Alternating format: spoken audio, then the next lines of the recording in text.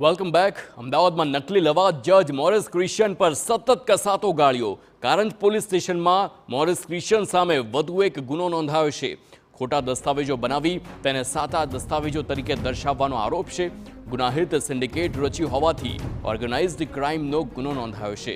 આરોપી મોરિસનો કારંજ પોલીસમાં સાબરમતી સેન્ટ્રલ જેલથી કબજો મેળવવામાં આવ્યો છે અને એએમસીની જમીન પચાવી પાડવાનું કાવતરું રચવાનો પણ આરોપ છે। આરોપીએ ખોટી રીતે આર્બિટ્રેશન પ્રક્રિયા કરી હોવાના પણ આક્ષેપ કરવામાં આવ્યા છે। સંવાદદાતા રોનક વર્મા ફોન લાઈન પર છે। રોનક, વધુ વિગતો। જી બિલકુલ થી રાજ્યમાં જાણે કે નકલીના કિસ્સાઓ થમવાનું નામ નથી રહ્યા।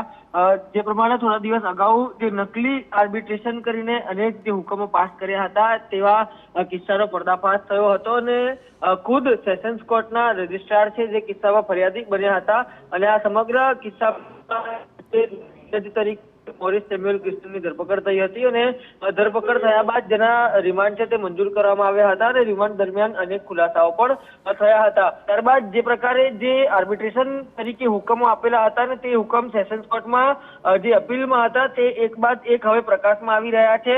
ન માત્ર અન્ય લોકોના પરંતુ ખુદ અમદાવાદ મ્યુનિસિપલ કોર્પોરેશનની જમીન પચાવી પાડવા ખોટી રીતે આર્બિટ્રેશન પ્રક્રિયા કરી હોવાની જે ખુલાસો છે તે પણ થયો છે। પાછલા 1-2 વર્ષ નહીં પરંતુ વર્ષ 2018માં મોરિસ ક્રિશ્ચિયને દસ્તાવેજો જે ધ્યાને લીધા વગર જ દસક્રોઈના શાહવાડીની જમીનનો એવોર્ડ છે તે પાસ કર્યો હતો, એટલે કે કોઈ અન્ય વ્યક્તિના નામે કરી દીધો હતો। ફરી એક વખત સેશન્સ કોર્ટના આદેશ મુજબ જે ફરિયાદ છે તે નોંધવામાં આવી છે અને આ ફરિયાદ પણ સેશન્સ કોર્ટ જે વિસ્તારમાં આવે છે એટલે કે કારંજ પોલીસ મથકે નોંધવામાં આવી છે। એટલે કે અત્યાર સુધી નકલી જજ એટલે કે મોરિસ ક્રિશ્ચિયન સામે 8 ગુનાઓ છે તે નોંધાઈ ચૂક્યા છે।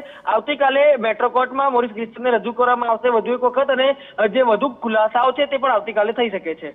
આભાર રોનક, સમગ્ર માહિતી બદલ। તો આવતીકાલે જે પ્રમાણે કોર્ટમાં રજૂ કરવામાં આવશે ત્યારબાદ વધુ ખુલાસા થાય અને વધુ ગાળીઓ કસાય તેવી શક્યતા છે। અત્યાર સુધીમાં મોરિસ ક્રિશ્ચિયન વિરુદ્ધ 8 ગુના નોંધાઈ ચૂક્યા છે।